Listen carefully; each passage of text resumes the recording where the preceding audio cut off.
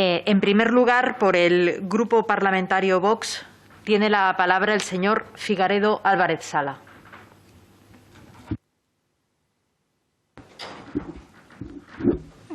Muy buenos días y muchísimas gracias por su comparecencia hoy aquí, por responder estas preguntas y exponernos su propuesta.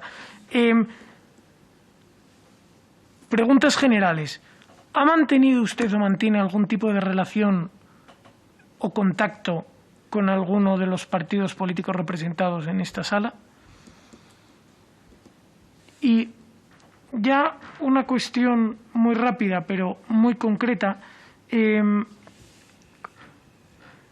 su currículum hay unas marcas ahí en el año 94, los años 94 y 95, en los cuales usted propuso la elaboración de un catálogo de personal y una reestructuración de las categorías profesionales, etcétera, etcétera. Entonces, sería muy interesante que nos ahondara un poco en ello, porque uno de los problemas que se intuyen en la corporación RTVE, como en tantas empresas públicas, es un poco esa falta de agilidad, ese anquilosamiento, y parte del anquilosamiento puede venir precisamente por una excesiva rigidez en las categorías profesionales. Probablemente la promoción no sea tan meritocrática como debería, sino que se base más en criterios de antigüedad, etcétera, etcétera. Entonces, me gustaría que ahondase un poco en esta cuestión y en cuál sería su propuesta en este sentido. Y nada más. Muchísimas gracias. Muchas gracias, señor Figaredo. Por el Grupo Parlamentario Popular en el Congreso tiene la palabra la señora Montesinos de Miguel. Gracias, presidenta. Bienvenido, señor del Santo Mora, a la Comisión de Nombramientos desde el Grupo Parlamentario Popular, y felicitarle por participar en este concurso. Para nosotros, con esta fase, culmina una etapa y en breve tendremos un Consejo de Administración y una Presidencia que serán las que rijan los designios de Radio Televisión Española y finalice de esa forma la etapa de provisionalidad que hasta la fecha ha tenido la Radio Televisión Española. No le pedimos que enjuicie los tiempos pasados, porque eso ya lo hacemos los grupos parlamentarios y en otras comisiones, no en esta precisamente, pero sí que valore el impacto que desde su punto de vista, ese impacto inmediato que esta elección va a tener a su juicio en el horizonte de Radio Televisión Española. En segundo lugar, y como venimos planteándole a todos los comparecientes, y si usted ha seguido las comisiones lo habrá podido ver, la segunda cuestión que le estamos planteando es, desde un punto de vista positivo, ¿cómo cree usted que se puede ayudar a Radio Televisión Española para que se quede al margen de las polémicas que le han acompañado en los últimos tiempos y que recupere esa rentabilidad social de la que ha gozado? Y por último, usted es persona de Radio Televisión Española, usted cree en la Radio Televisión Española pública por su trabajo y por su concurrencia al concurso. Y en nuestro caso también, pero sí que nos gustaría que nos diera usted algún argumento para trasladar, qué plus tiene Radio Televisión Española que no tengan otros. En este mundo en el que hay una competencia entre las cadenas públicas, la privada y las plataformas audiovisuales, y donde desde nuestro punto de vista la producción interna juega un papel importante en la industria del audiovisual. Nada más y muchas gracias. Muchas gracias, señora Montesinos. Si no les importa al resto de portavoces, voy a dar la palabra al señor Guijarro García en nombre del Grupo Parlamentario Confederal de Unidas Podemos, En Comú Podem, Galicia en Común. Muchas gracias, presidenta, por la generosidad, también al resto de mis colegas.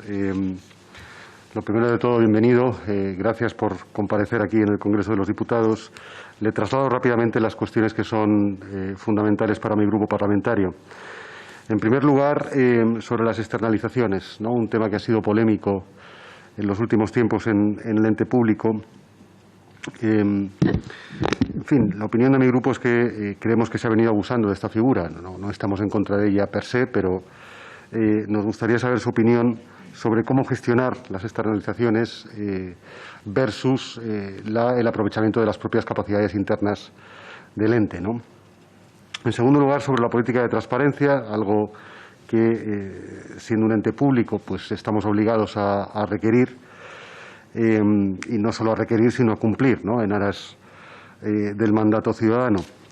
En tercer lugar, la cuestión de las fake news, llamadas fake news, y cómo cree usted que un ente público como Radio Televisión Española puede coadyuvar a poner coto o limitar, digamos, el efecto que las mismas tienen sobre la ciudadanía, ¿no? Decía una de las anteriores comparecientes una reflexión muy interesante, ¿no?, que en un momento donde hay una inflación brutal de información, sin embargo, la misma no viene acompañada de sabiduría, decía ella, de conocimiento, ¿no? Una reflexión que, desde luego, comparto, ¿no? En todo caso, un comentario al respecto de su parte sería de agradecer. Y, finalmente, la cuestión de la política laboral que ha venido siguiendo la corporación, ¿no? Creemos que el abuso de la interinidad ha podido afectar a la propia calidad del trabajo que se viene realizando, y me gustaría saber qué tiene usted pensado para no solo cumplir con la legislación laboral vigente y con los derechos de los trabajadores y las trabajadoras, sino con, yo diría, un poco más allá, ¿no? ¿Cómo cree usted que debemos motivar a la plantilla de Radio Televisión Española precisamente para que tenga una carrera laboral, digamos, de largo plazo, ¿no?, por lo menos potencial de largo plazo, que les permita, digamos, un mayor vínculo con los objetivos de la empresa, ¿no? Por lo demás, le agradezco sus respuestas, le deseo mucha suerte. Gracias, presidenta. Muchas gracias, señor Guijarro. Por el Grupo Parlamentario Socialista tiene la palabra el señor Soto Burillo. Muchísimas gracias, presidenta. Señor don Julián Ignacio del Santo Mora, muy buenos días y bienvenido a esta casa en nombre del Grupo Parlamentario Socialista. Han transcurrido prácticamente más de 2 años desde que usted y el resto de candidatos presentaron su proyecto, y es cierto que el sector audiovisual ha sufrido una profunda transformación que se ha acelerado sobre todo en el último año consecuencia de esta pandemia. Por eso queremos compartir con usted algunas reflexiones y qué opina, qué piensa, qué problemas han detectado, sobre todo en el último año, ¿no?, y que han afectado al mundo audiovisual, y qué soluciones propone. Y otra de las reflexiones que queremos compartir con usted, conocer su opinión o cómo piensa afrontar, cómo piensa organizar esos centros territoriales que forman parte del organigrama de la entidad de Radio Televisión Española en un país como España, pues plural, diverso, desde el punto de vista de la cultura y de la lengua. Nada más, muchísimas gracias y le deseo muchísima suerte. Muchas gracias, señor Soto. Para cerrar la comparecencia, tiene la palabra don Julián Ignacio del Santo Mora, candidato al Consejo de Administración de la Corporación Radio Televisión Española. Muchas gracias. En primer lugar, quiero agradecer a sus señorías la cortesía y consideraciones planteadas, que espero contestar con mi exposición, así como el vernos inmersos en la continuidad y culminación del proceso de selección del nuevo Consejo de Administración.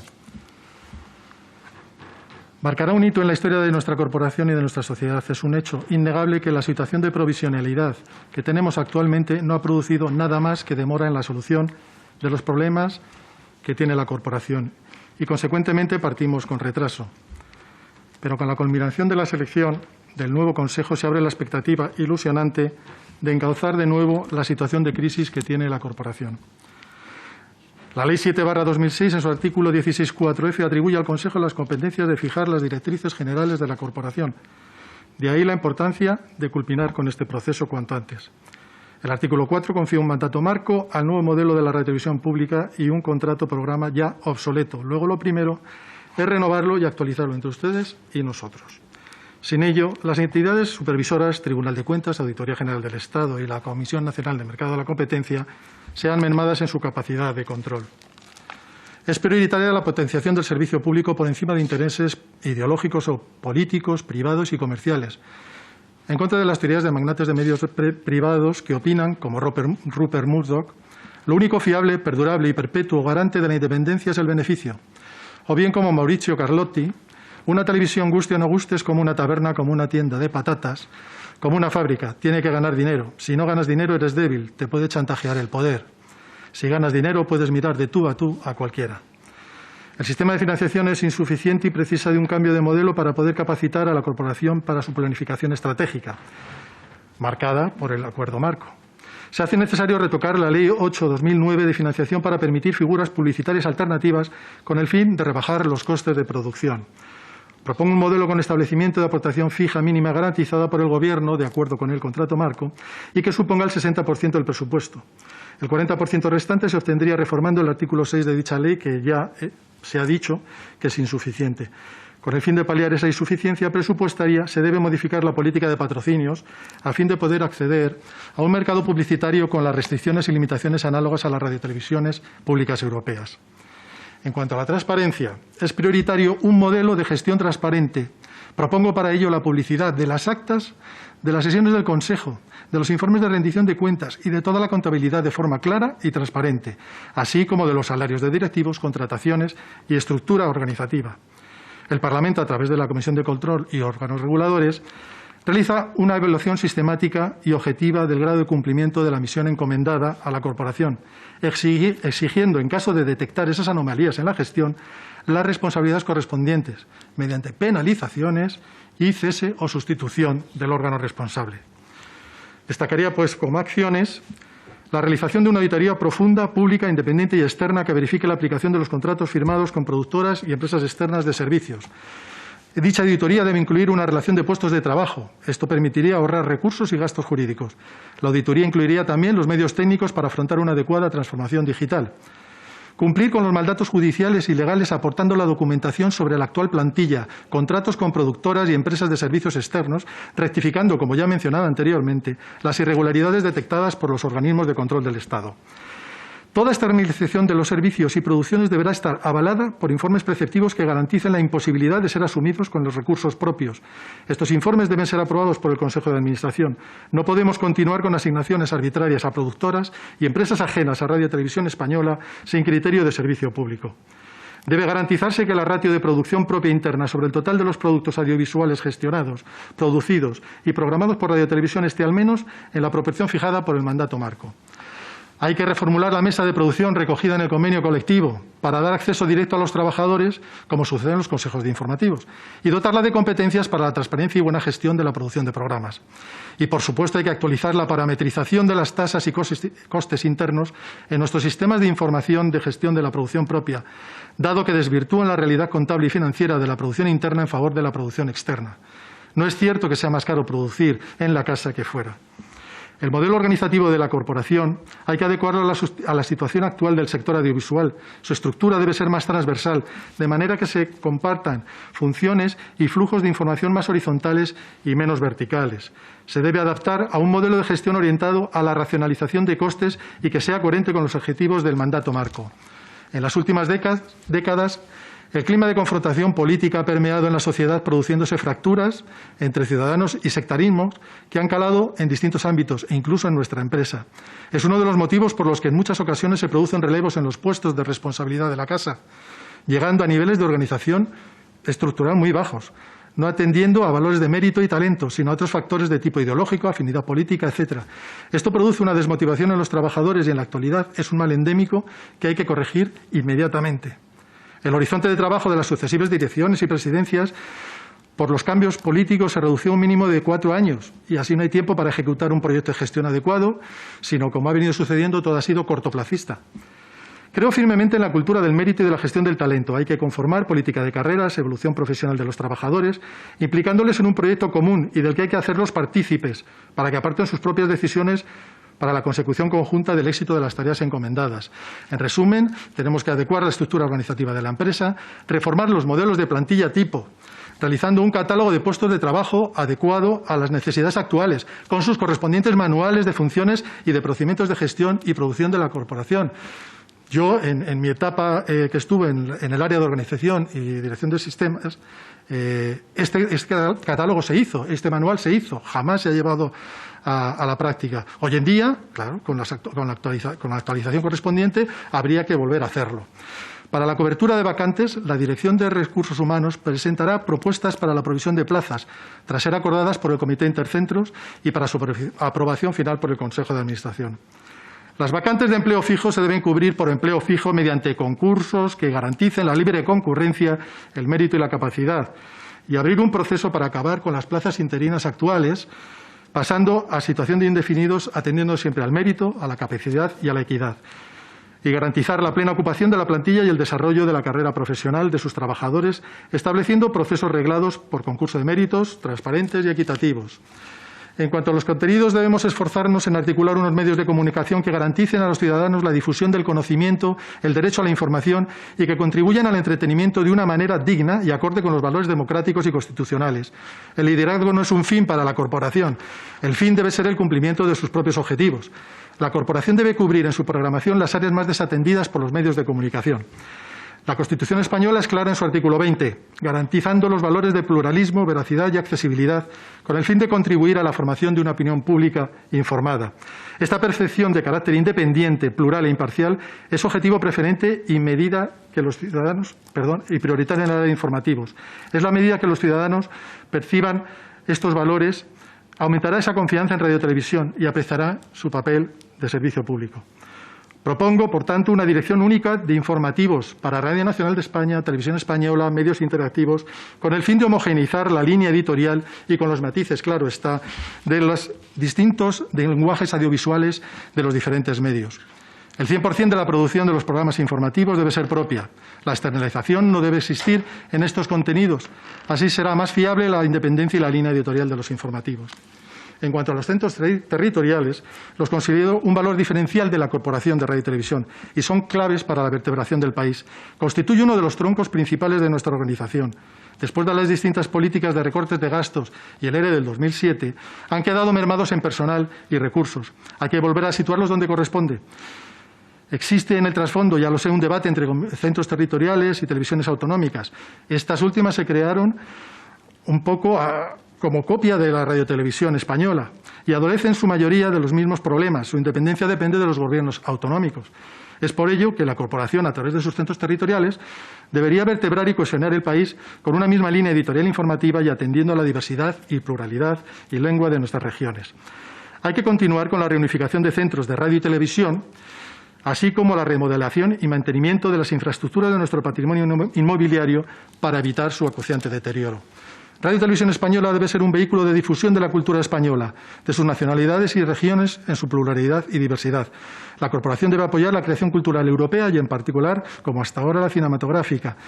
Los productos culturales tienen que ser objeto preferente y se velará especialmente por la difusión y protección de sectores específicos de la cultura española, como la música, las bellas artes, la danza y las artes escénicas. Hay que volver a la realización de programas de ficción, dramáticos, musicales, etcétera.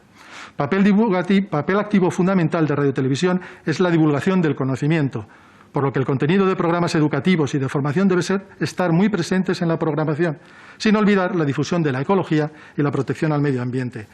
La audiencia infantil se atenderá poniendo especial atención a la protección del libre desarrollo de la personalidad y el resto de derechos de los menores. Hay que velar también por la comunidad juvenil, con contenidos que animen al conocimiento, la formación y promuevan el talento y el esfuerzo, mediante una oferta atractiva de entretenimiento creativo e innovador. En cuanto a los deportes, se dará cobertura a los acontecimientos de mayor trascendencia, sin olvidar el seguimiento del deporte femenino y, por supuesto, el de los deportes minoritarios. Radio y Televisión defenderá y promocionará los valores de igualdad, libertad, pluralismo y tolerancia sobre los que se asienta la convivencia democrática. Con este fin, garantizará el acceso de las organizaciones y colectivos política y socialmente significativos. Se promoverá el respeto de las minorías y se atenderá a la integración de los inmigrantes, personas con discapacidad física, psíquica o sensorial y el resto de colectivos con mayor riesgo de exclusión social. Asimismo, se recogerá el hecho religioso por la relevancia social que tiene, con el máximo respeto a la libertad y a la pluralidad de confesiones. Concibo la corporación como un motor de crecimiento de la innovación de la industria audiovisual, incorporándose a la vanguardia en las actividades de I+D+I. En mi trayectoria profesional y desde el año 94 hasta el 2004, intervine en el Plan de Renovación Informática de Gestión de Radio y Televisión Española, en el Plan de Mejora de las Comunicaciones en las Infraestructuras y Patrimonio Inmobiliario, en la adaptación y mejora de la red de Internet, portal web, así como en la implantación y generalización de uso de la intranet en las redacciones de informativos y fondos documentales. Colaboré en los proyectos de digitalización digitalización de los fondos documentales de Radio Nacional de España y de Televisión Española. Solventamos el escollo del efecto 2000 con una planificación de comunicaciones online y a través de nuestras corresponsalías, informando en tiempo real de las incidencias que se iban produciendo alrededor del mundo. Del 2001 al 2004 fui asesor de la Dirección de Gestión y Desarrollo del Fondo Documental de Radio y Televisión Española para la digitalización de dicho fondo y archivos audiovisuales de Radio y Televisión. Considero que el centro neurálgico de nuestra investigación, desarrollo e innovación tecnológica debe ser el Centro de Formación, el Instituto Oficial de Radio y Televisión, en colaboración con el área de Ingeniería y Planificación Tecnológica. Como sus señorías habrán comprobado en mi currículum, empecé mi trayectoria profesional en Radio y Televisión Española como docente de este centro que por aquel entonces y en los años sucesivos alcanzó un prestigio innegable. Recuerdo con orgullo el vasto número de aspirantes, unos 3.000, en las convocatorias de acceso a nuestro centro, muchos desde la Facultad de Ciencias de la Información de la Universidad Complutense de Madrid y de otras universidades privadas y públicas que pugnaban por una plaza para poder formarse con nosotros. No solo eso, sino que venían de otras televisiones, principalmente iberoamericanas, a formarse en nuestras tecnologías. En sus instalaciones, en julio del 97, colaboré con las pruebas tecnológicas para la implantación del canal actual de 24 horas. Hoy en día, nuestro centro de formación se ve mermado en recursos principalmente humanos y creo que se debería actualizar y potenciar sus funciones, dado que debe ser la correa de transmisión del conocimiento, formación y reciclaje de la plantilla y el laboratorio de investigación y desarrollo de las nuevas tecnologías. Quiero dar una pincelada sobre la importancia que tienen nuestras infraestructuras inmobiliarias. Son, además de los contenedores de nuestra producción, el hábitat donde pasamos la mayor parte de nuestra actividad diaria y por ello es importante hacer que sea un entorno agradable para los trabajadores. Esto hace que sea más seguro, confortable y motivador realizar nuestras tareas. Por ello, hay que realizar una política de mantenimiento y adecuación a normativas de seguridad y salud de nuestro patrimonio inmobiliario. La gestión patrimonial, además, debe también compatibilizar y rentabilizar nuestros recursos inmobiliarios, más aún ahora con el teletrabajo cada vez más normalizados en áreas de administración. Como saben sus señorías, soy ingeniero de caminos, canales y puertos, creo que sigo siendo el único que hay en la casa, y mi experiencia profesional en la gestión de proyectos ha sido amplia. Dada mi formación como ingeniero civil, he sabido siempre que nuestros proyectos tienen una incidencia en la sociedad y en el medio ambiente clara. Análogamente a lo que nos atañe en Radio y Televisión Española, primeramente se detecta qué necesidades tiene la sociedad, a partir de ahí se realiza el proyecto para satisfacer esas necesidades con varias alternativas. De entre ellas se elige cuál es la solución más ventajosa y viable en base a la parametrización de valores técnicos, económicos, humanos y de beneficio a la sociedad. Como ven, no es tan diferente al proceso que nos ocupa. Perdón que le interrumpa, pero tendría que ir terminando. Sí, termino. Gracias. Es 30 segundos. Como ven, no es tan diferente al proceso que nos ocupa. Al final, siempre entra como consideración principal el retorno del beneficio a la sociedad, esto es, el valor fundamental del servicio público. Para finalizar, quisiera hacerles una consideración. En base a mi experiencia en la conformación y liderazgo de equipos de trabajo y con 40 años de servicios en la casa, entiendo que el nuevo Consejo de Administración debe ser multidisciplinar, con distintos perfiles y ámbitos de competencia de tipo jurídico, económico-financiero, de la comunicación y, por supuesto, técnica, como es mi caso. Les deseo éxito en la selección y elección de los consejeros, dado que con ello abrimos una expectativa ilusionante y motivadora para la sociedad y, sobre todo, para los trabajadores de esta corporación. Me comprometo, en caso de ser elegido, a cumplir todos y cada uno de los postulados y compromisos que les he transmitido. Se lo debo a mis compañeros, a mi persona, a nuestros ciudadanos y a esta empresa. Volvamos a situarla en el lugar que le corresponde y que nunca debió de perder. Muchísimas gracias. Muchísimas gracias, señor del Santo. Gracias por los buenos deseos, por su comparecencia y por su intervención. Termina aquí la comparecencia. Muchas gracias. Muchas gracias.